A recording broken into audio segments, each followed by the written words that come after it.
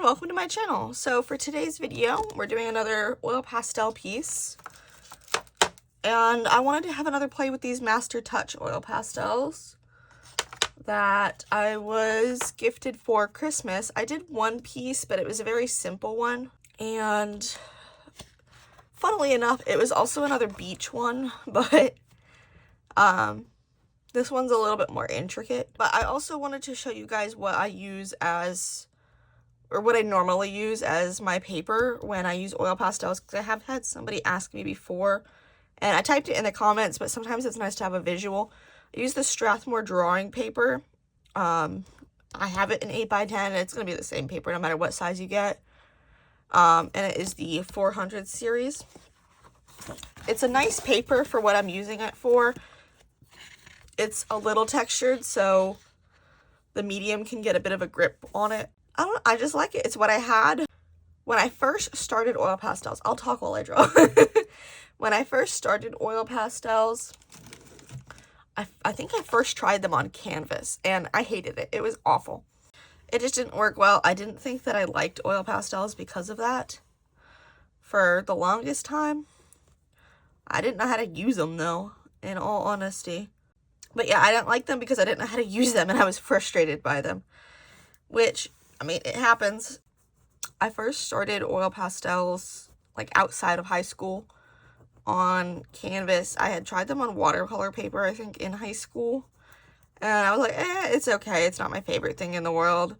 But I'd only done it for, like, one drawing because we had to use oil pastel. And I was like, it's okay. It's not my favorite thing, whatever. But I also hadn't practiced with them. In high school, my thing was pencils. So I liked colored pencils and graphite pencils. That was my main supply of choice. But I'd use anything I could get my hands on to draw, just like I still do. I just didn't like them.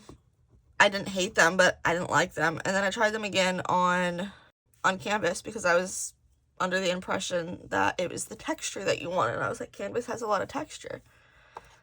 And it did not go to plan. To put it nicely, it just did not really go to plan. And then I tried them again, I think for the channel, actually. I don't think I did them again before I started this channel for the most part. And I tried them on this paper because that's what I had on hand. And I had done a little bit of research, but not really enough, to be honest. I just started playing with them, and I was really enjoying myself. Actually, yeah, I played with them again because they were a Christmas present from my brother. Was it Christmas or... It was a present from my brother. I think it was Christmas. It might have been my birthday. I can't recall. I really liked them.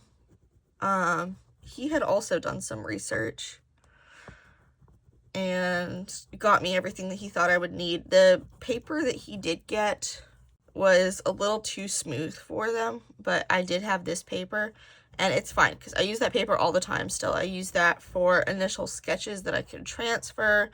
I use that for ideas and thumbnailing. I use that sketch pad all the time. But overall, if you use it on the right surface and you don't have like an issue with the texture, because I know some people do, it is a really fun medium. It's honestly probably my favorite at this point.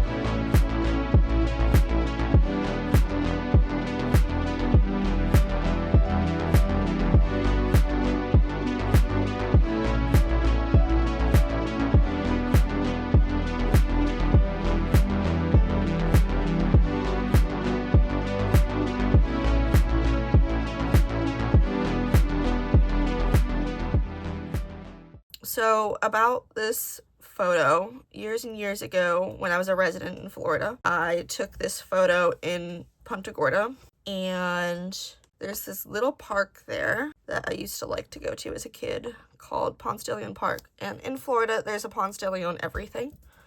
But this one had like this bird sanctuary. I love to go there. Obviously, if you've seen my channel, you know I love birds. And then behind the bird sanctuary, there was this artificial beach. Technically, it wasn't a real beach, even though it was in Florida, because it was on like a harbor, I think, if I remember correctly. That's where this was taken. But yeah, there's a little, I'm going to try and put him in a little bit. There's a little seagull here.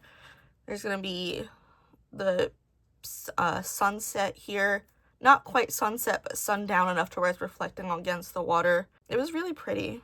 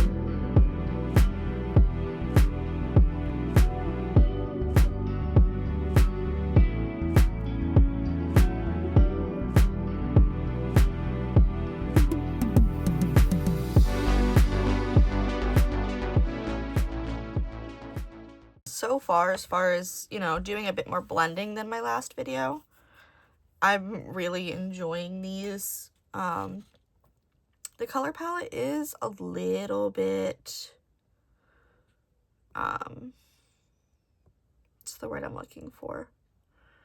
Lacking? I'm not trying to sound mean when I say that. It simply is. Like, I wish that there's more brights than I would have liked. I know this color palette wasn't specifically designed for me, so it's fine. I don't expect it to be everything I needed and more. But for, what was it, 48 colors, I want to say? There's a lot more vivids than I would have appreciated, but you can always blend them. Especially when you go a little bit bigger in your pictures. When you make larger art, you have a bit more versatility on how much you can blend, because your details are gonna not be as intricate. But I do really like how smooth they lay down. Your ability to layer as much as you can. I haven't had any issues with an inability to layer yet. It is, however, like the perfect color palette for sunsets.